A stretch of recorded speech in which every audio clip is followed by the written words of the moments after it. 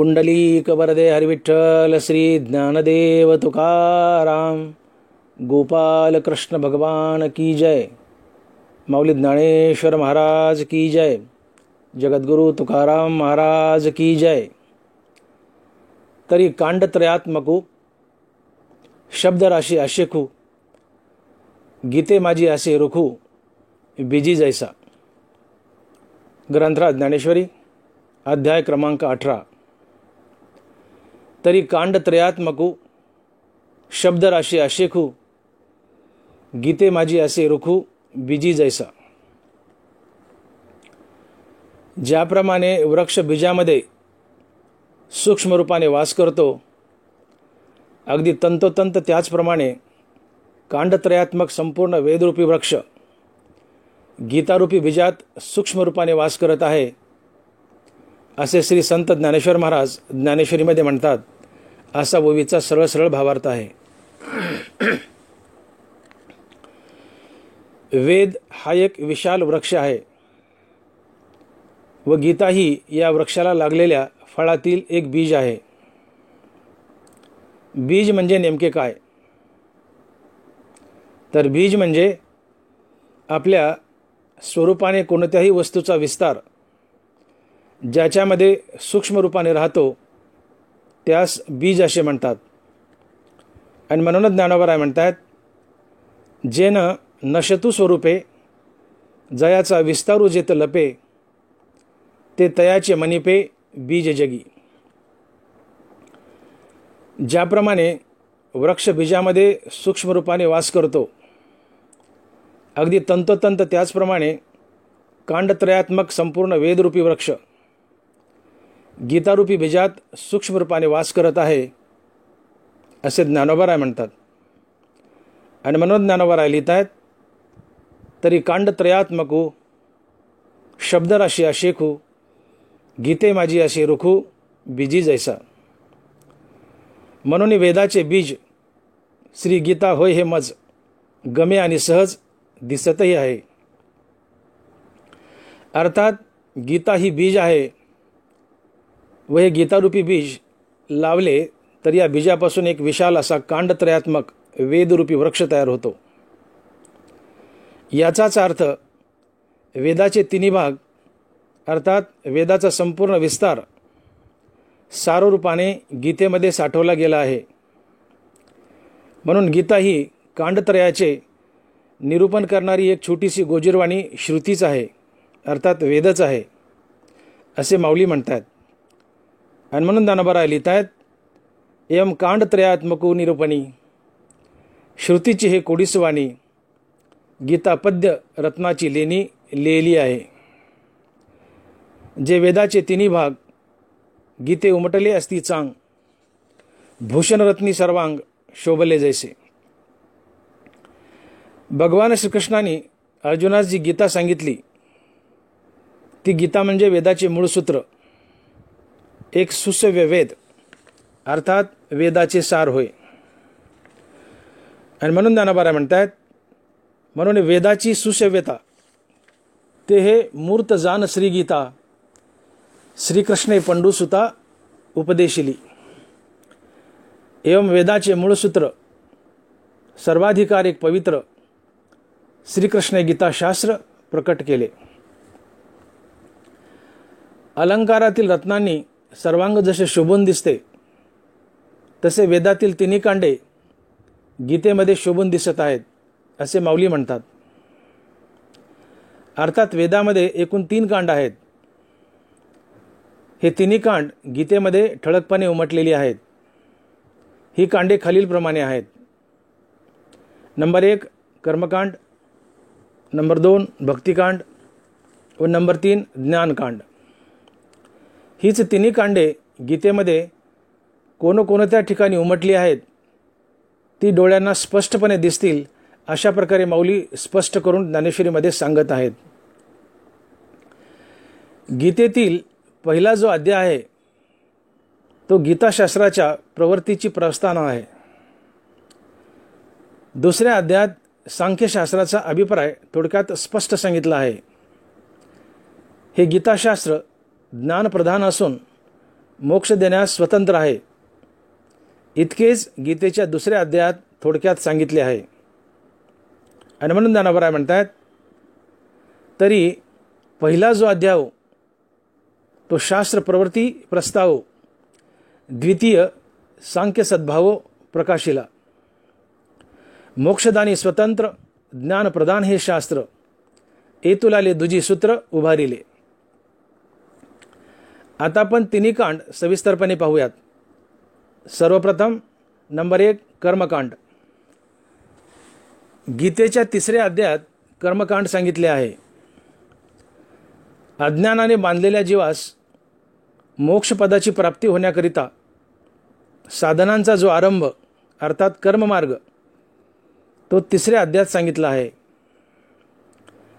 देह अहंकाररूपी बंधनाने बद्ध झालेल्या जीवांनी काम्य व निषिद्ध कर्मांचा त्याग करून फक्त विहित कर्माचे अर्थात नित्यनैमित्तिक कर्माचे आचरण करावे. परंतु त्या विहित कर्माचरणात चुका करू नयेत. अर्थात विहित कर्म अचूकपणे व नीतियुक्तरित्या करावे. अशा प्रकारे सद्भावनेने अर्थात नीतियुक्तरित्या कर्म करावे. हा जो तिसऱ्या अध्यायात देवाने निर्णय केला आहे तो या गीतेतील कर्मकांड समजावा.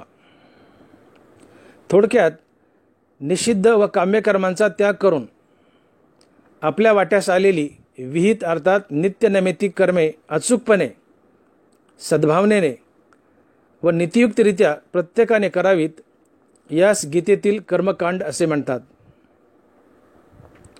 हेच कर्मकांड गीतेमध्ये तिसऱ्या अध्यायात सांगितले आहे. आणि म्हणूनच ज्ञानोबा म्हणतात, मग अज्ञाने बांधले या मोक्षपदी बैसावया, साधन आरंभतो तृतीया अध्यायी बोलिला. जे देह अभिमान बंधे सांडूनी काम्य निषिद्धे विहित परी अप्रमादे अनुष्ठावे. ऐसेनी सद्भावे कर्म करावे. हा तिजा अध्याय जो देवे निर्णय केला तो जाणावे कर्मकांड येथे. आपल्या वाटास आलेले विहित अर्थात नित्यनैमित्तिक कर्म प्रत्येकास बंधनकारक आहे. या विहित कर्माचे आचरण करणे म्हणजेच स्वधर्माचे पालन करणे होय. स्वधर्म हा वर्णानुसार ठरतो. म्हणूनच ज्ञानोबा म्हणतात, तुम्हा वर्ण विशेष वशे आम्ही हा स्वधर्मोची विहिला असे, या ते उपासा मग अपेसे कामपूर्ती. या लागी कर्म आपुले जे जाती स्वभावे असे आले, ते करी तेने जितिले कर्म बंधाते. ज्ञाती वसे साचारू सहज असे जो अधिकारू, तो आपलेल्या शास्त्रे गोचरू आपण कीजे. तैसे स्वभावे भागा आले वरी शास्त्रे खरे केले, ते विहित जो आपुले आचरेगा. तैसे वर्ण आश्रम वशे जे करणी आले असे, गोरिया अंगा जैसे गोरेपणा. वर्णानुसार आपल्या वाट्यास आलेले कर्म प्रत्येकाने जरूर करावे अशी भगवंताची इच्छा आहे. कारण चातुर्वर्णाची निर्मिती स्वतः भगवंताने केली आहे. भगवान म्हणतात, आता याची परी जाण चारी आहे ती हे वर्ण, श्रजिले म्या गुण कर्म भागे. परंतु सध्या चातुर्वर्णाची घडी विस्कळीत झाली आहे. सध्या वर्णानुसार स्वधर्माचे पालन कोणीच करताना दिसत नाही. याचे प्रमुख कारण म्हणजे मनुष्यास होणारा अनेक प्रकारचा मोह होय. त्यातली त्यात मनुष्य प्रामुख्याने अर्थ अर्जनाच्या मोहामुळे व देहासक्ती आणि देहास पडणाऱ्या कष्टामुळे स्वधर्म टाकतो व परधर्माकडे खेचल्या जातो. स्वधर्माला टाळू पाहणे म्हणजे स्वलाच टाळू पाहणे होय. असे हे आत्मघातकीपणाचे आहे. स्वधर्माच्या आश्रयानेच आपण पुढे जाऊ शकतो व स्वधर्मच आपणास तारू शकतो. म्हणून स्वधर्माची कास कोणीही सोडू नये. आपण आपली नोकरी व व्यवसाय करत करत वर्णानुसार आपल्या वाट्यास आलेला स्वधर्म प्रत्येकाने पाळावा अशी ज्ञानेश्वरीची इच्छा आहे. उदाहरणार्थ वैश्याने नोकरी अथवा व्यापार करत करत शेती व गोपालन करावे.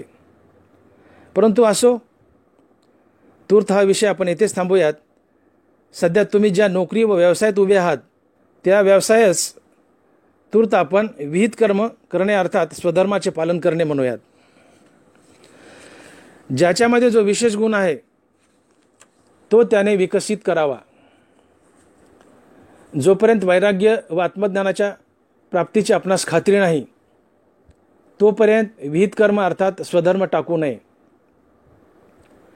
वैराग्य प्राप्तीच्या आधी आपले विहित कर्म अर्थात स्वधर्म जर कोणी टाकला तर त्या व्यक्तीस पाप लागते व त्याची अधोगती होते असे ज्ञानोबा म्हणतात. आणि म्हणूनच ज्ञानोबा लिहितात, म्हणून स्वधर्म हा सांडसील तरी पापा वरपडा होसील आणि आपेश त्यानं वचेल कल्पांतवरी. का गळास्तन अजेचे तसे जियाले देखी तयाचे जय अधिष्ठान स्वधर्माचे घडेची ना. तो पातकाची राशी जान भारभूमीसी जव निरार्थता नाही तव व्यापारू असे पाही मग संतुष्टीच्या ठाई कुंठे सहज. तैसी आत्मज्ञानाविकी जव निश्चिती नाही निकी तव नोहावे यागादिकी उदासीना. स्वकर्म अर्थात स्वधर्म आचरण्यास कठीण आहे म्हणून जो कर्मच टाकतो त्या व्यक्तीस मोक्ष तर दुरावतोच परंतु त्यास येणारा काळ देखील शासन करतो. काळ त्या व्यक्तीचे सर्वस्व हिरावून घेतो व त्यास दारिद्र्य येते. त्रिभुवनातील सर्व दुःखे व नानाविध पातके त्याच्याजवळ वास करतात. म्हणून माऊली म्हणतात, मनवणी स्वधर्म जो सांडील तया ते काळू दंडील चोरू म्हणून हरील सर्वस्व तयाचे. तैसी त्रिभुवनाची दुःखे आणि नानाविध पातके दैन्य जात तितुके तेथेची वसे. म्हणून प्रत्येक व्यक्तीने आपल्या वाट्यास आलेले विहित कर्म अर्थात स्वधर्म अवश्य पाळावा. मनुष्याने स्वधर्माची कास कधीच सोडू नये. कारण मनुष्याचा आत्मोद्धार स्वधर्मातूनच होत असतो. मासा जसा पाण्यास विसंबत नाही तसे स्वधर्मास कोणीही विसंबू नये. आणि म्हणून ज्ञानोबा म्हणतात, जैसे जळचरा जळ सांडे आणि तत्क्षणी मरण मांडे हा स्वधर्म तेने पाडे विसंबू नये. स्वधर्माचे पालन हे आपल्या जीवनाचे साध्य असते अर्थात तो आपल्या जीवनाचा हेतू असतो. या हेतुपूर्तीसाठीच मनुष्य देहाचे प्रयोजन असते. ज्या व्यक्तीस मोक्षाची अर्थात भगवत प्राप्तीची ओढ नसते त्याने फलासक्तीने अर्थात सकाम भावनेने का होईना परंतु आपले विहित कर्म करावे अर्थात स्वधर्माचे पालन करावे परंतु स्वधर्म कधीही टाकू नये.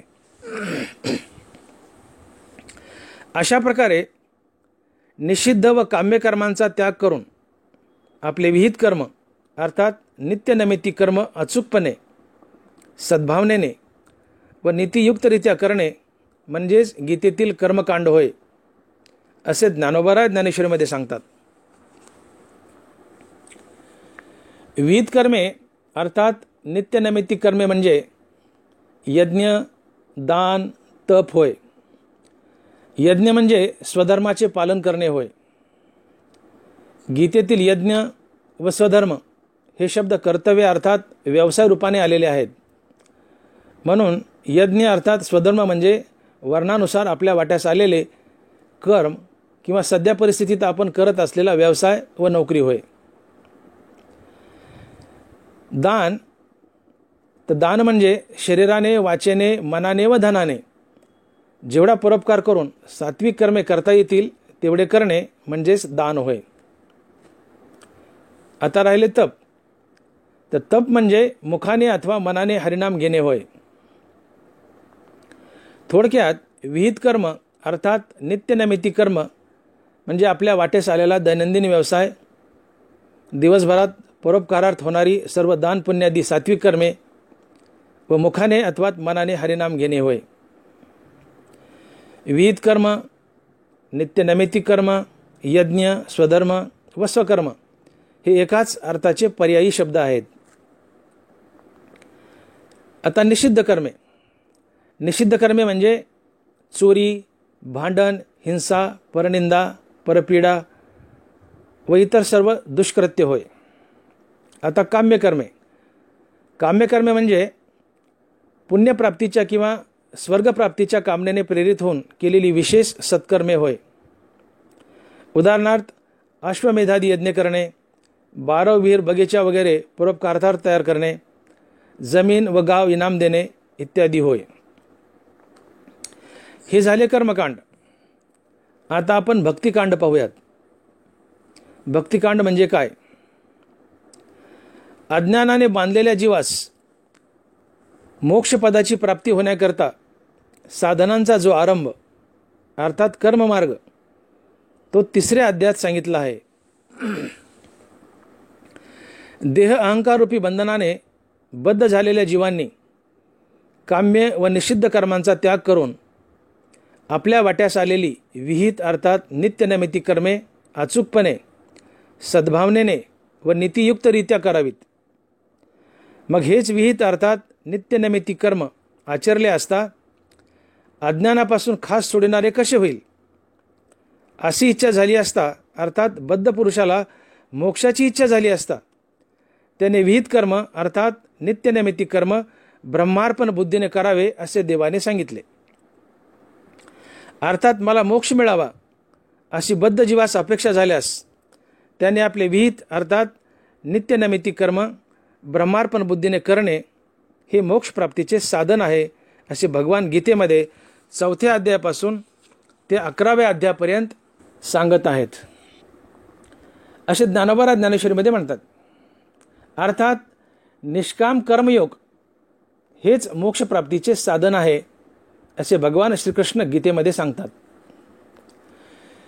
इथे भगवान असे म्हणतात की शरीर वाचा व मन यांच्याकडून जे जे विहित कर्म जसे उत्पन्न होईल ते विहित कर्म बुद्धियोगाचा आश्रय करून अर्थात कर्माभिमान व फलेच्छा त्यागून ईश्वराची पूजा समजून ईश्वराच्या प्रीत्यर्थ व ईश्वरार्पण बुद्धीने करा.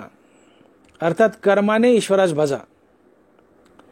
कर्माने ईश्वरास भजणे अर्थात ईश्वराप्रीत्यर्थ व ईश्वरार्पण बुद्धीने फलत्यागयुक्त कर्म करणे हाच कर्मयोग व हीच ईश्वराची भक्ती आहे व हेच मोक्षप्राप्तीचे साधन आहे.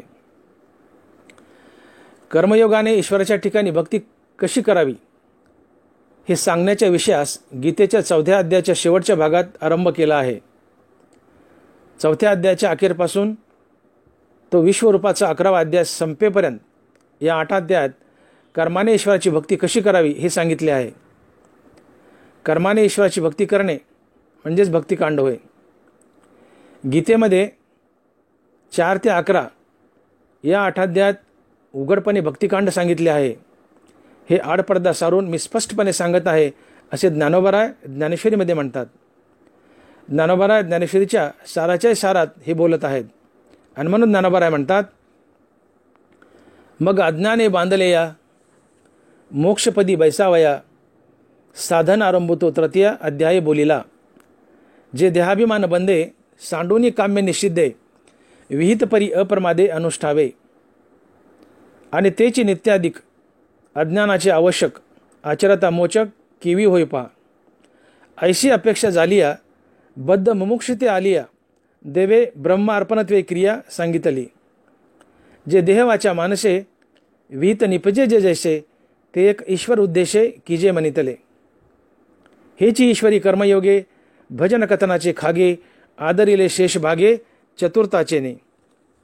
ते विश्वरूप 11वा अध्याय संपे जवा आगवा तव कर्मेशु भजावा हे जे बोलिलो.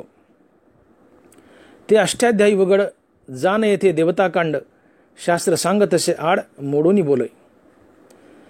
या वरील ओव्यावरून हे सिद्ध होते की कर्म व भक्ती अक्षरशः एकरूप आहेत. नवे नवे कर्म हीच भक्ती आहे. म्हणून निष्काम कर्म अधिक निष्काम हरिनाम बरोबर भक्ती हे समीकरण ठरते. अर्थात अतिआवडीने हरिनाम घेत घेत कर्माभिमान व फलेच्छा सोडून कर्तव्य व प्रभुपूजा समजून आपले प्रत्येक विहित कर्म ईश्वराप्रीत्यर्थ व ईश्वरार्पण बुद्धीने करावे म्हणजेच ती परिपूर्ण भक्ती ठरेल.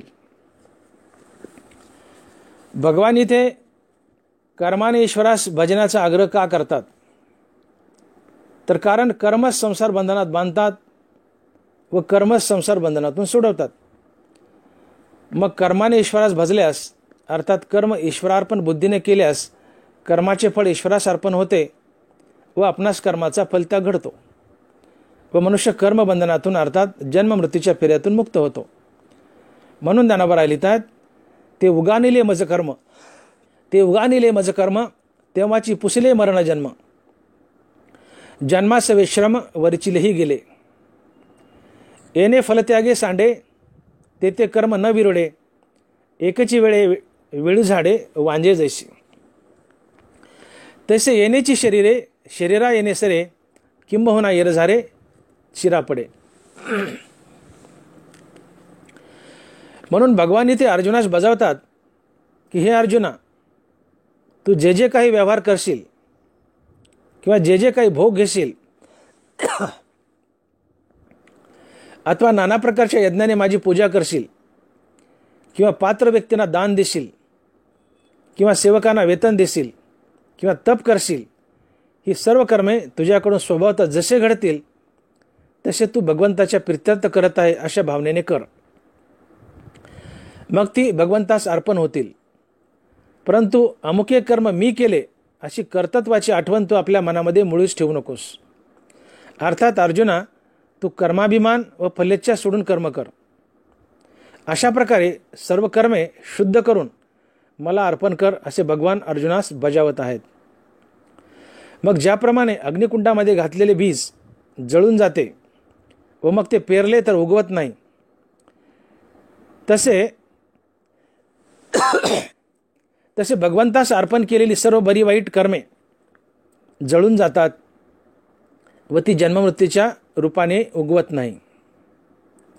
पुन्हा एकदा सांगतो, मग ज्याप्रमाणे अग्निकुंडामध्ये भाजलेले बीज जळून जाते मग ते पेरले तर ते जसे उगवत नाही, तसे भगवंतास अर्पण केलेली सर्व बरवाईट कर्मे जळून जातात व ती जन्ममृत्यूच्या रूपाने उगवत नाहीत. अर्थात ती तुम्हा संसार बंधनात बांधत नाहीत. आणि म्हणून ज्ञानोबा म्हणतात, मग अग्निकुंडी बीजे घातली, ती अंकुर दशे जेवी मुकली, तेवी न फळतीच मजा अर्पिली शुभाशुभे. प्रीते बीजे जैशी दगदिली, न उगतीची पेरिली, तशी कर्मेची परितया झाली मोक्ष हेतू. जाळून बीज जैसे झाडकीजे निर्वंशे, फळ त्यागुनी कर्म तैसे त्यजिले जेणे. आणि जे जे कर्म निपजे ते थोडे बहुन मनिजे, निवांतची अर्पिजे माझी आठाई. परी सर्वथा आपुल्या जीवी, किलियाची से काहीच न उरवी, ऐशी धुओनी कर्मे द्यावी माझी हाती. तैसा कर्तृत्वाचा मधू आणि फळ भोगाचा आस्वादू, या दोहीचे नाव बंधू कर्माचा की. हे कर्म मी करता का आचर्याने या अर्था, ऐसा अभिमानू झने चित्ता रिगो देसी. जे जे काही व्यापार करसी का भोगहन भोगीसी, अथवा यज्ञी यजीशी नानाविधी. ना तरी पात्र विशेष दाने का सेवकादिशी जीवने, तपादी साधने व्रते करिसी. ते क्रिया जात आगवे, जे जैसे निपजेल स्वभावे, ते भावना करून करावे माझी या मोहरा. म्हणून अर्जुना या परी पाहायचा वेळू नवेल भारी, हे संन्यास युक्ती सुपारी दिदली तुझ. याचाच अर्थ कर्मच मनुष्यास संसार बंधनात बांधतात व कर्मच मनुष्यास संसार बंधनातून सोडवतात. पुन्हा एकदा ऐका, याचाच अर्थ कर्मच मनुष्यास संसार बंधनात बांधतात व कर्मच मनुष्यास संसार बंधनातून सोडवतात. तुम्हाला एक दृष्टांत सांगतो म्हणजे लक्षात येईल. एकदा एक जावई सासरवाडीस गेला. उन्हाळ्याचे दिवस होते, आंब्याची रेलचेल होती. मग काय जावई बापूस जेवणात सकाळी आमरस व संध्याकाळी आमरस. या आमरसामध्ये वाटी वाटी तूप. या आमरसाचा व तुपाचा कार्यक्रम जावई बापूसाठी दररोज चालूच होता. एके दिवशी जावई बापूचे आमरसाने व तुपाने अचानक पोट बिघडले व त्यांना संडास लागली. सर्व कुटुंबीय घाबरून गेले. मग सासरेबुवा व जावई दोघे मिळून एका डॉक्टरकडे गेले. खेडेगाव असल्यामुळे डॉक्टरही झाडपाला देणारच होता. डॉक्टर साहेबांनी जावई बापूस तपासले व औषधाच्या पुड्या बांधून दिल्या. डॉक्टर सवयानी जावई बापू सांगितले की काळजी करू नका, या पुढ्या तुपात कलून घ्या, संडास राहून जाईल. त्यावर जावई डॉक्टर साहेबांना म्हणतो, अहो डॉक्टर साहेब, तुपानेच तर संडास लागली आहे व तुम्ही पुन्हा तुपातच पुड्या खा म्हणता. आता माझी काही जगण्याची आशा नाही आहे, मी मरतो आता. तेव्हा डॉक्टर साहेब म्हणाले, जावई बापू, औषध तर तुपातूनच खावे लागेल, त्याशिवाय तुम्हाला गुण येणार नाही. जावई म्हणतो, ठीक आहे, आता सत्तेपुढे सांडपाना चालत नाही, खातो आता. जावई बापूने घरी आल्यावर त्या औषधाच्या सर्व पुड्या तुपात कलून घेतल्या आणि खरोखरच जावई बापूची संडास राहिली. जावई बापूंना संडास कशाने लागली होती? तर तुपाने. व राहिली कशाने? तर तुपानेच. याचाच अर्थ तुपाने संडास लागली व तुपाने संडास राहिलीही. तसे कर्मच मनुष्यास संसार बंधनात बांधतात व कर्मच मनुष्यास संसार बंधनातून सोडवतात. म्हणूनच भगवान आम्हास कर्माने ईश्वरास भजण्याचा अर्थात फलत्यागयुक्त कर्म करण्याचा आग्रह करत आहेत. कारण कर्माने ईश्वरास भजल्यास अर्थात ईश्वराचे नाम मनात धारण करून कर्म ईश्वराप्रित्यर्थ व ईश्वरार्पण बुद्धीने केल्यास कर्माचे फळ ईश्वरास अर्पण होते व आपणास कर्माचा फलत्याग घडतो व मनुष्य कर्मबंधनातून अर्थात जन्ममृत्यूच्या फेऱ्यातून बाहेर पडतो. मग हीच आपली कर्मे जर आपण ईश्वरार्पण बुद्धीने फलत्यागयुक्त केली नाही तर आपल्या या कर्माची फळे अर्थात पाप पुण्य शिल्लक राहते व हे कर्मफळ अर्थात पाप पुण्य भोगण्यासाठी आपणास पुन्हा देह धरावा लागतो व आपण पुन्हा पुन्हा जन्ममृत्यूच्या फेऱ्यात अडकतो. आणि म्हणून ज्ञानोबा म्हणतात, आगा कर्मे जे उरावे तर तीही सुखदुःखी फळावे आणि तया ते भोगावया यावे देहायका. म्हणूनच भगवंताचे नाम मनात धारण करून कर्माभिमान व फल्लेच्या सोडून कर्तव्य व प्रभुपूजा समजून आपले प्रत्येक कर्म ईश्वराप्रित्यर्थ व ईश्वरार्पण बुद्धीने करा, म्हणजे ते कर्म भगवंतास अर्पण होईल व तुम्हास फलत्याग अर्थात कर्मसन्यास घडेल व तुम्ही कर्मबंधनातून अर्थात संसार बंधनातून मुक्त व्हाल. जसे विषानेच विषास मारावे किंवा पृथ्वीवर पडलेल्या मनुष्यास पृथ्वीनेच स्वतः उठवावे किंवा नदीमध्ये बुडणाऱ्या मनुष्यास स्वतः नदीनेच नदी बाहेर काढावे, तसे कर्मच तुम्हास कर्मबंधनातून बाहेर काढतात व मोक्ष मिळवून देतात. म्हणून भगवान आम्हास ईश्वरार्पण बुद्धीने फलत्यागयुक्त कर्म करण्याचा आग्रह करत आहेत. आणि म्हणून ज्ञानोबा म्हणतात, बुडतया नदीच धावी नली, पडतया पृथ्वीच कळवळली, निमतया मृत्यूने दिदिली आयुष्यवृद्धी. तैसे कर्मे कर्मबद्धता मुमुक्षु सोडविले पंडुसुता, जैसा रसरीती मरता राखीला विषय. पार्था आणि काही एक नेनसी तू हे कवतिक, जे ऐसे कर्ममोचक अपेसे असे. अशा प्रकारे आपले सर्व कर्म हरिनाम घेत घेत कर्माभिमान व फल्लेच्या टाकून कर्तव्य व प्रभुपूजा समजून ईश्वराप्रित्यर्थ व ईश्वरार्पण बुद्धीने फलत्यागयुक्त करणे हाच गीतेतील कर्मयोग आहे व हीच भगवंताची खरी भक्तीही आहे. यासच म्हणतात कर्माने ईश्वरास भजणे. कर्माने ईश्वरास भजणे हीच खरी भक्ती होय. हे गीतेत चौथ्या अध्यायापासून ते 11व्या अध्यायापर्यंत सांगितले आहे. यासच भक्तिकांड असे म्हणतात. जी निष्काम भावनेने अर्थात कर्माभिमान व फलासक्ती सोडून केली जाते फक्त तीच भक्ती असते. सकाम भावनेने अर्थात फळाची आशा ठेवून केलेली भक्ती ही भक्तीमध्ये गणल्याच जात नाही. सकाम भावनेने केलेली पूजा, नामचिंतन व कर्म ही भक्ती नसून हा भक्ती मार्गावरील एक व्यापारच आहे. धनाच्या किंवा इतर काही प्राप्तीच्या उद्देशाने जो भगवंताचे नाम घेतो किंवा कर्म करतो तो भक्त नसून अभक्त असतो असे नाथ महाराज म्हणतात. आणि म्हणूनच नाथ महाराज म्हणतात की धनलोभी तो अभक्तपूर्ण सत्य जाण उद्धवा. म्हणूनच फळाची आशा न ठेवता ईश्वरार्पण बुद्धीने कर्म करणे व नामचिंतन करणे हीच भगवंताची खरी भक्ती होय. कर्म करताना फळाची आशा करणे म्हणजे त्या भक्तीमध्ये विष कालवणे होय असे माऊली म्हणतात. आणि म्हणून माऊली लिहित आहेत की तैसे अधिकार पर्यालोचे, हे यज्ञ करणे सर्वाचे, परी विष फळाशेचे न घापे माझी. म्हणून फलत्यागयुक्त ईश्वरार्पण बुद्धीने कर्म करणे अर्थात कर्माने ईश्वरास भजणे हीच खरी भक्ती होय. आपल्या वाटेस आलेला स्वधर्म प्रत्येकाने पाळणे बंधनकारक आहे. स्वधर्म हा आपल्या जन्माच्या आधीच तयार असतो, किंबहुना स्वधर्म हा आपल्या जन्माची वाट पाहत असतो असे म्हटले तरी चालेल. आपणास आई जशी जन्मताच प्राप्त असते तसे स्वधर्म देखील आपणास जन्मताच प्राप्त असतो.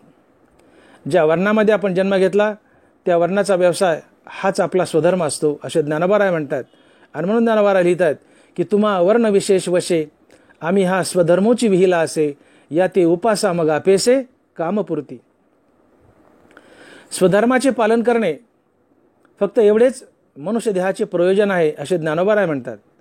आपण अहोरात्र कष्ट करून पैसा मिळवायचा आणि या देहाला पोसायचे व या देहाकडून जर स्वधर्माचे पालन घडले नाही तर हा देह नुसता पोसून उपयोग तरी काय, त्यापेक्षा हा मेलेला बरा असे ज्ञानोबाराय म्हणतात. याचाच अर्थ स्वधर्माचे पालन करणे फक्त एवढेच मनुष्य देहाचे प्रयोजन आहे. माऊली म्हणतात सर्वस्वे शिनुनी येथे अर्जवावी संपत्ती जाते त्याने स्वधर्म सांडून देहाते पोखावे काही. यावरून हे सिद्ध होते की देह हा शृंगारण्यासाठी नसून स्वधर्माचे पालन करण्यासाठी आहे. देह हा स्वधर्मकारणी वापरावा व स्वधर्मकारणीच जरूर तेव्हा शेवटी फेकून द्यावा. गीतेच्या 2ऱ्या अध्यायाच्या आरंभीच भगवंताने जीवनाचे 3 महान सिद्धांत मांडले आहेत. ते सिद्धांत खालीलप्रमाणे आहेत. नंबर 1 देहाची नश्वरता, नंबर 2 आत्म्याची अमरता व नंबर 3 स्वधर्माची अबाध्यता अर्थात स्वधर्म कोणीही टाकू नये असे हे 3 महासिद्धांत आहेत. आणि म्हणून ज्ञानोबाराय लिहित आहेत या कौरवा भलते झाले अथवा तुझची काही पातले की युगची हे बुडाले जरी येत तरी स्वधर्मो एक आहे तो सर्वथा त्याज्य नव्हे मग तरी जेल काय पाहे कृपाळूपणे. आणि शरीर जाता आगवे हे नाशिवंत स्वभावे म्हणून इथवा झुंजावे पंडू कुमारा. तसे शरीराच्या लोपी सर्वथा नाशू नाही स्वरूपी म्हणून तू निरोपी भ्रांती बापा. अर्जुन क्षत्रिय होता व क्षत्रियाचा स्वधर्म आहे युद्ध करणे. अर्जुन स्वधर्म अर्थात युद्ध टाकून पळू पाहत होता. तेव्हा भगवान अर्जुनास म्हणतात हे अर्जुना या युद्धात कौरव मेले काय किंवा तू मेला काय किंवा हे जगच या युद्धात बुडाले काय तरी तुला हे युद्ध टाकता येणार नाही. कारण युद्ध हा तुझा स्वधर्म आहे व स्वधर्म हा कधीच त्याज्य नाही अर्थात तो कधीच टाकता येत नाही. कारण स्वधर्म हाच एकमात्र मनुष्यासाठी तारक असतो. म्हणून भगवान अर्जुनास म्हणतात तुम्हा क्षत्रियांना युद्ध वाचून दुसरे काही करणे उचित नाही.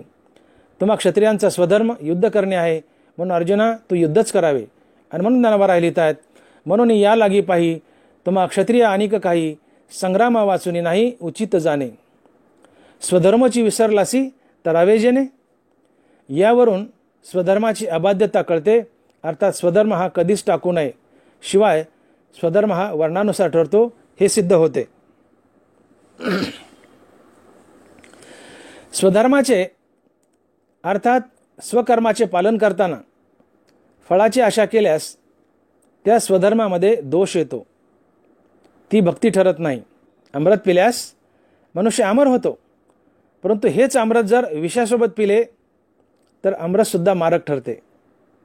तसे स्वधर्म अर्थात स्वकर्म जर काही हेतू ठेवून अर्थात फळाची आशा ठेवून सकाम भावनेने केले तर ते कर्म देखील दोषयुक्त अर्थात मारक ठरते. पुन्हा एकदा सांगतो, लक्षात घ्या, अमृत पिल्यास मनुष्य अमर होतो परंतु हेच अमृत जर विषासोबत पिले तर अमृतसुद्धा मारक ठरते. तसे स्वधर्म अर्थात स्वकर्म जर काही हेतू ठेवून अर्थात फळाची आशा ठेवून सकाम भावनेने केले तर ते कर्म देखील दोषयुक्त अर्थात मारक ठरते अर्थात आपणास जन्ममृत्यूच्या फेऱ्यात बांधते. आणि म्हणून ज्ञानोबाराय लिहित आहेत अमृते तरीच मरिजे जरी विखेशी सेविजे तैसा स्वधर्मी दोषी पाविजे हेतुकपणे.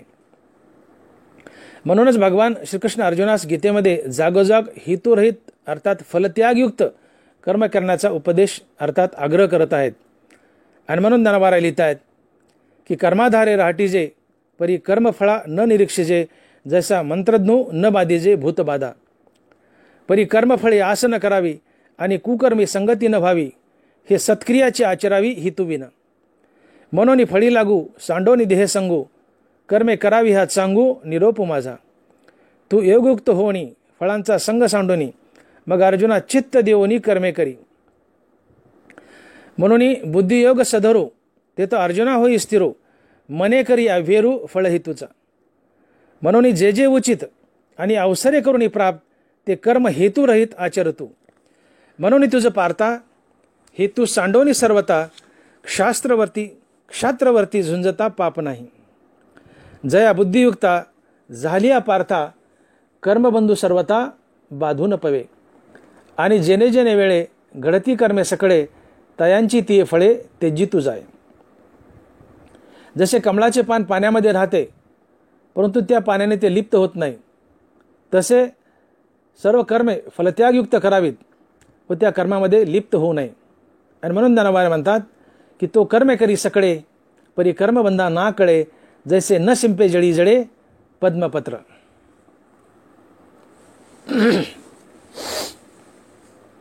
जी माणसे फळाची आशा ठेवून सकाम भावनेने कर्म करतात ती माणसे अविवेकी व दुर्बुद्धीयुक्त असतात असे माऊली म्हणतात. अशा माणसाची भक्तीमध्ये गणल्याच जात नाही. त्यांना स्वर्ग संसार व नरकावस्था प्राप्त होते परंतु मोक्ष कधीच मिळत नाही.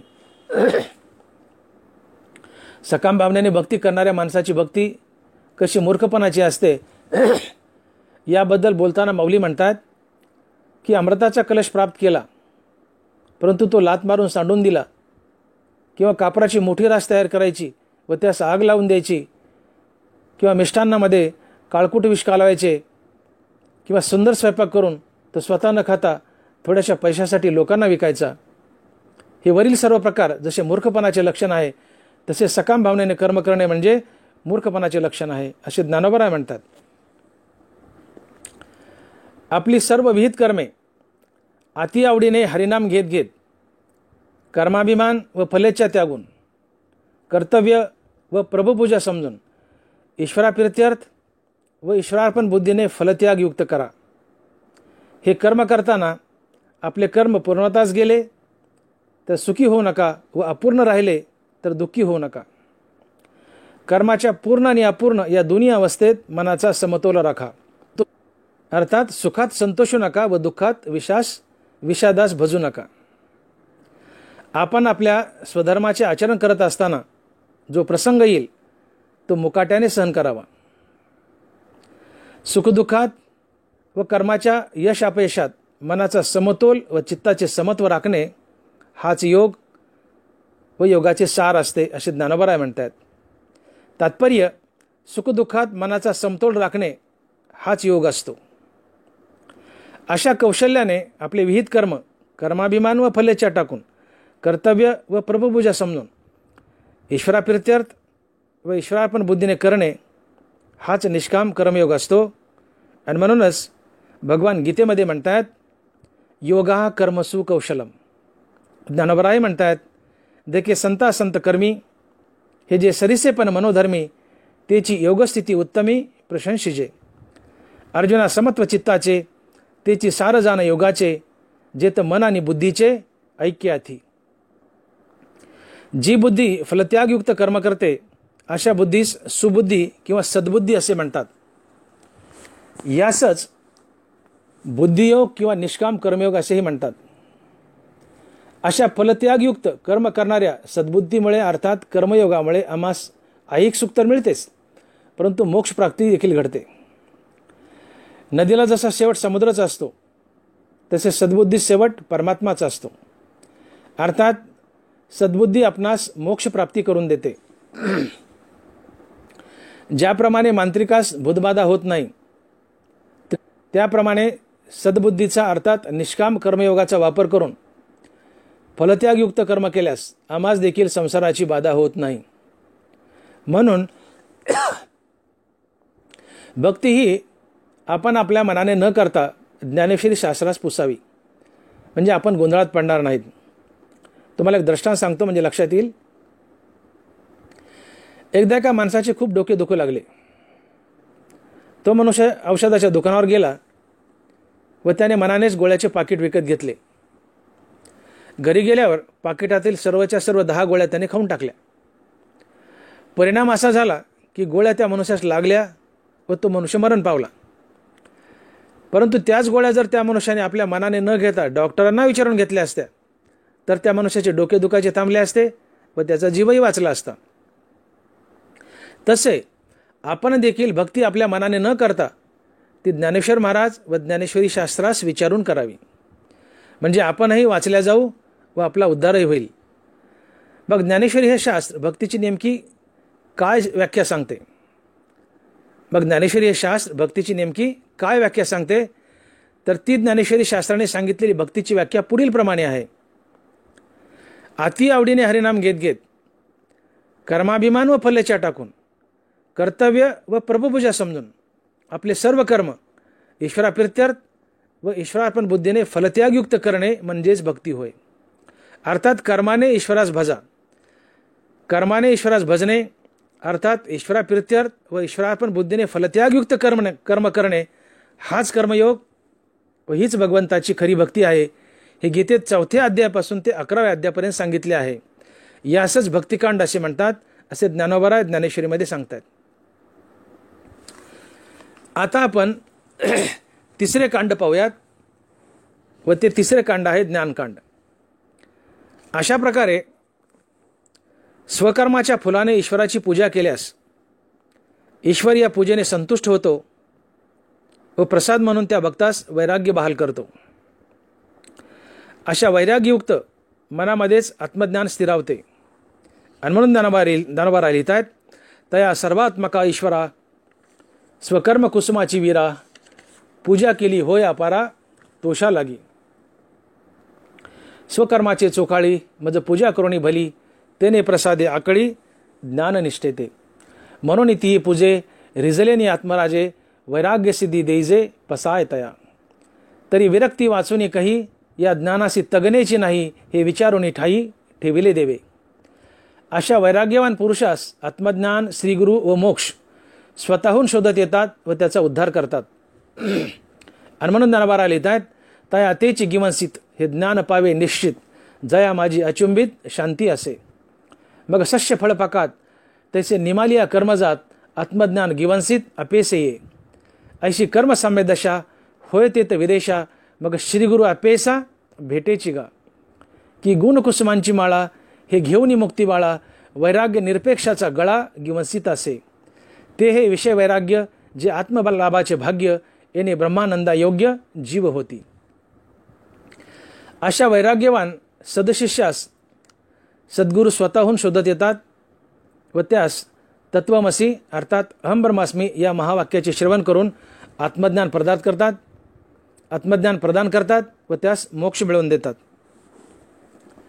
आणि म्हणून ज्ञानोबा लिहितात की, आणि तेनेची ईश प्रसादे श्रीगुरु संप्रदाय लब्धे, साचे ज्ञान उद्बोधे कोळेजे. हे आत्मज्ञान म्हणजे नेमके काय? तर आत्मज्ञान म्हणजे मी कोण आहे याचे मला यथार्थ ज्ञान होणे होय.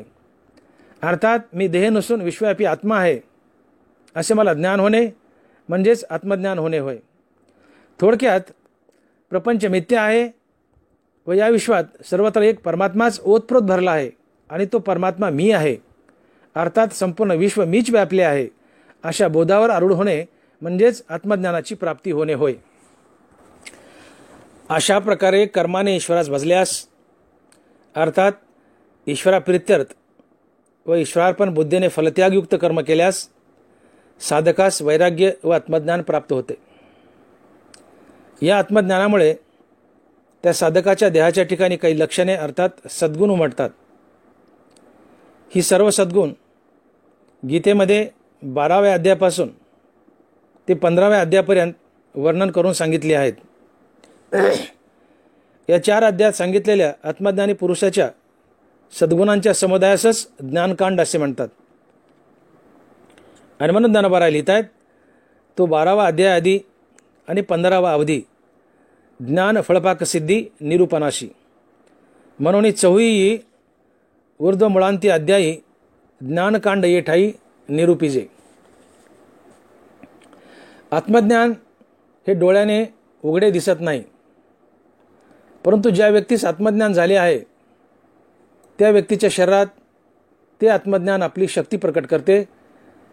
तेव्हा ते इंद्रियाच्या क्रियेवरून डोळ्यांनाही दिसते. झाडांच्या टवटवीतपणावरून वसंताचा प्रवेश ओळखता येतो. तसे इंद्रियाच्या कर्तीतून आत्मज्ञान ओळखता येते. आणि म्हणून ज्ञानोबराय म्हणतात, मग तेची ये शरीरी जे आपला प्रभाव करी, ते इंद्रियाच्या व्यापारी डोळा दिसे. पै वसंताचे रिगवणे, झाडांचे नि साजेपणे, जाणीजे तेवी करणे सांगती ज्ञान. वृक्षाच्या मुळाला जमिनीमध्ये पाणी सापडले, ते बाहेर फांद्याच्या विस्तारावरून ओळखता येते. पिकाच्या लुसलुसीतपणावरून जमिनीचा मृदूपणा अर्थात कस ओळखता येतो. किंवा आचरणावरून मनुष्याचे कुल ओळखता येते. आदरातिथ्याच्या तयारीवरून मनुष्याच्या ठिकाणी असलेला स्नेह ओळखता येतो. किंवा दर्शनाने होणाऱ्या समाधानावरून पुण्यपुरुष ओळखता येतो. केळीत तयार झालेला कापूर त्याच्या सुवासावरून ओळखता येतो. किंवा भिंगाच्या आत ठेवलेला दिवा बाहेर येणाऱ्या प्रकाशावरून ओळखता येतो. तसे साधकाच्या हृदयात उत्पन्न झालेल्या आत्मज्ञानाने त्याच्या देहाच्या ठिकाणी काही लक्षणे अर्थात सद्गुण उमटतात. या सद्गुणावरून साधकास आत्मज्ञान झाल्याचे ओळखता येते.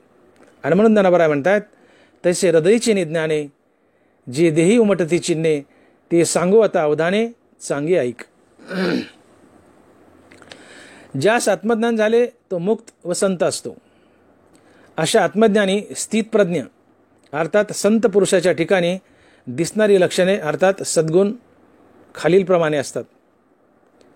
अमानित्व, अदंबित्व, अहिंसा, शांती, अर्जव, सद्गुरुसेवा, शौच, स्थैर्य, अंतकरण निग्रह, वैराग्य, अनाहंकार, जन्म मृत्यू जरा व्याधी यांच्यामध्ये दुःख दोष यांचा वारंवार विचार करणे, अनासक्ती, ग्रहदारा पुत्र यांच्याबद्दल अलोलुप्यता, समचित्त, भगवंताच्या ठिकाणी अनन्य अव्यभिचारी भक्ती, एकांतप्रियता, अध्यात्मज्ञान नित्य आहे असा बुद्धीचा निश्चय आणि तत्वज्ञान दर्शनम.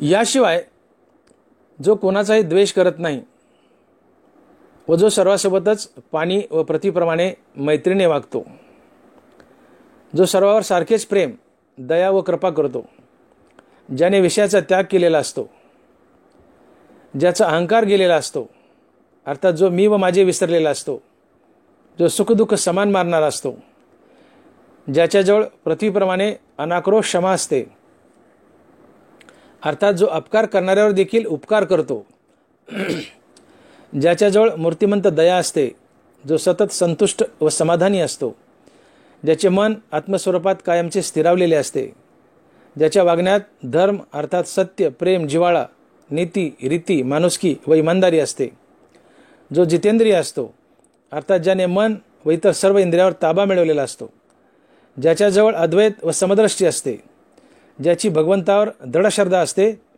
व जो भगवंताचे अतिआवडीने सातत्याने नामचिंतन करतो, ज्याने आपले मन व बुद्धी भगवंतास अर्पण केलेली असते व ज्याचे मन निरंतर आत्मसुखात निमग्न असते, जो अल्पसंतुष्ट असतो, जो इतरास कोणासही त्रास देत नाही, लोकांचा ज्याला कंटाळा येत नाही, लोक देखील ज्याला कंटाळत नाहीत, जो हर्ष, शोक, भीती व उद्वेग रहित असतो, ज्याच्याजवळ कमालीची सहनशीलता असते, जो निस्वार्थ, निरीच्छ व अनासक्त असतो, जो देहावर उदास असतो, ज्याने काम, क्रोध, लोभ, मद, मोह, मत्सर यांचा त्याग केलेला असतो, जो कर्माभिमान व फलेच्छा सोडून कर्तव्य व परमपूजा समजून ईश्वराप्रित्यर्थ व ईश्वरार्पण बुद्धीने आपले कर्म करतो अर्थात जो कर्मयोगी असतो, जो मितभाषी असतो, जो मौनी असतो, जो सातत्याने सत्य बोलतो, जो आपल्या वाणीने कोणासही दुखावत नाही, ज्याचे बोलणे अमृतासारखे मधुर असते, जो शत्रू, मित्र आणि मान, अपमान याविषयी समभाव बाळगतो, ज्याच्याजवळ आपपर असा भेदभाव नसतो, ज्याला निंदास्तुती सारखीच वाटते, हे सर्व विश्वात ज्याचे घर असते, ही वरील सर्व सद्गुण आत्मज्ञानी अर्थात संत पुरुषाच्या ठिकाणी वास करतात. ज्याच्या जीवनात ही वरील सर्व लक्षणे अर्थात सद्गुण वास करतात, फक्त तोच आत्मज्ञानी अर्थात संत पुरुष असतो, इतर कोणीही नाही. झाडे पालवी व फुलांनी सजून सुशोभित झाली की समजून घ्यावे वसंत ऋतूचे आगमन झाले. तसे साधक वरील सर्व सद्गुणांनी सजून सुशोभित झाला की समजून घ्यावे साधकाच्या जीवनात आत्मज्ञान व संत पदाचे आगमन झाले. आत्मज्ञानी अर्थात संत पुरुषाच्या जीवनात असलेल्या वरील या सर्व सद्गुणांच्या समुदायासच ज्ञानकांड असे म्हणतात, असे ज्ञानोबराय म्हणतात. मी आत्मज्ञानी आहे अशी भावना मनात ठेवणे हा सुद्धा एक अहंकारच आहे. मग ज्या आत्मज्ञानाने माया अर्थात अज्ञान जाळून टाकले ते आत्मज्ञान सुद्धा जाळून टाकून निखिल ब्रह्मस्वरूप बनणे म्हणजे संत बनणे होय. आणि म्हणून ज्ञानोबराय म्हणतात, ऐशी जळो सरली या माया तित जाळीते तेही जळे. ऐसेनी हे सकळ ज्ञानी समर्पे मग ज्ञान ते नेई हरपे पाठी ज्ञेयाची स्वरूपे निखिल उरे. असा संत महात्मा मुक्तीवर भजनयुक्त असतो. तो ज्ञान गिळून गोविंद गात असतो. असे हे संतपद म्हणजे विश्वातील सर्वोच्च व सर्वोत्तम पद होय. असे संत महात्मे देव बनलेले असतात व त्यांनी प्रत्यक्षात श्रीकृष्णरूपी खरा देव पाहिलेला असतो. देव देखील अशा संत महात्म्यांचे मोठ्या आवडीने दास्यत्व करत असतो. अशा जीवनास धन्य व सफल जीवन म्हणतात. असे सफल जीवन अर्थात संत जीवन प्राप्त करणे म्हणजेच मानवी जीवनाची खरी सार्थकता होय. म्हणूनच ज्या आत्मज्ञानाने संतपद प्राप्त होते व मनुष्य मृत्यूवर विजय मिळवतो त्या आत्मज्ञानाची प्राप्ती करणे हेच मनुष्य जीवनाचे प्रमुख ध्येय असावे. असे हे आत्मज्ञान व सर्वोत्तम संतपद मनुष्यास कर्माने ईश्वरास भजल्यास प्राप्त होते. म्हणून कर्माने ईश्वरास भजणे अर्थात हरिनाम घेत घेत आपले सर्व कर्माभिमान व फलेच्छा सोडून कर्तव्य व प्रभुपूजा समजून ईश्वराप्रित्यत व ईश्वरार्पण बुद्धीने फलत्यागयुक्त करणे हीच भगवंताची खरी भक्ती होय व हाच कर्मयोगी होय. आणि म्हणून ज्ञानोबराय म्हणाले की तव कर्मे येशू भजावा हे जे बोलिलो. थोडक्यात हरिनाम घेत घेत कर्माने ईश्वरास भजणे हीच भगवंताची खरी भक्ती होय. अशा प्रकारे ज्ञानोबरायांनी वेदातील तिन्ही कांड गीतेमध्ये कोणकोणत्या ठिकाणी उमटली आहेत ती डोळ्यांना स्पष्टपणे दिसतील अशा प्रकारे ज्ञानेश्वरीमध्ये स्पष्ट करून दाखविली आहेत. अलंकारित रत्नांनी सर्वांग जसे शोभून दिसते तसे वेदातील हे तिन्ही कांड गीतेमध्ये शोभून दिसत आहेत. तेच हे वर नमूद केलेले तिन्ही कांड होत अर्थात कर्मकांड, भक्तिकांड व ज्ञानकांड. ज्याप्रमाणे वृक्ष बीजामध्ये सूक्ष्म रूपाने वास करतो अगदी तंतोतंत त्याचप्रमाणे कांडत्रयात्मक संपूर्ण वेदरूपी वृक्ष गीतारूपी बीजात सूक्ष्म रूपाने वास करत आहे. आणि म्हणून ज्ञानोबराय म्हणतात तरी कांडत्रयात्मकू शब्दराशी अशेकू गीते माझी असे रुखू बीजी जैसा. शेवटी माऊली म्हणतात मोक्षाचे साधन जे आत्मज्ञान त्या ज्ञानाशी नेहमी वैर करणारा जो दंबादी 6 अज्ञानाच्या दोषांचा समुदाय तो 16व्या अध्यायात प्रतिपादन केला आहे. आपल्या मोक्षरूपी मुक्कामावर पोहोचविणारा शास्त्ररूपी रक्षक बरोबर घेऊन तो अज्ञान गुणांचा समुदाय रूपी वैरी जिंकावा. हा देवाने निरोप जेथे सांगितला तोच या गीतेतील 17वा अध्याय होय. अशा प्रकारे पहिल्या अध्यायापासून तो शेवट 17व्या अध्यायापर्यंत देवाने आपला निश्वास जो वेद तो स्पष्ट करून दाखविला. त्या पहिल्या अध्यायापासून तो 17 अध्यायाच्या अखेरपर्यंत या 17 अध्यायात सांगितलेलं संपूर्ण अर्थाच्या तात्पर्याचे एकीकरण जेथे केले आहे अर्थात संपूर्ण 17 अध्यायाचे तात्पर्य व सार ज्या अध्यायात सांगितले आहे तो हा 18वा अध्याय गीतेच्या कलशाच्या अर्थात शेवटच्या ठिकाणी आहे. म्हणून या 18व्या अध्यायास एक अध्यायी गीताच म्हणतात. अशा प्रकारे भगवद्गीतारूपी काव्यग्रंथ हा सर्व ज्ञानाचा समुद्र आहे व हा अवधार्याने अधिक असलेला मूर्तिमंत वेदच आहे. थोडक्यात वेद हा आपल्या पाठीमागील वनेपणाला भिवून गीतेच्या पोटात शिरला आहे. त्यामुळे गीता ही एक छोटीशी गोजीरवाणी श्रुतीच आहे, वेदच आहे. अशा प्रकारे ज्ञानोबरायांनी वेदातील तिन्ही कांड गीतेमध्ये कोणकोणत्या ठिकाणी उमटली आहेत ती डोळ्यांना स्पष्टपणे दिसतील अशा प्रकारे ज्ञानेश्वरीमध्ये स्पष्ट करून दाखविली आहेत. अलंकारित रत्नांनी सर्वांग जसे शोभून दिसते तसे वेदातील हे तिन्ही कांड गीतेमध्ये शोभून दिसत आहेत. तेच हे वर नमूद केलेले तिन्ही कांड होत अर्थात कर्मकांड, भक्तिकांड व ज्ञानकांड होत.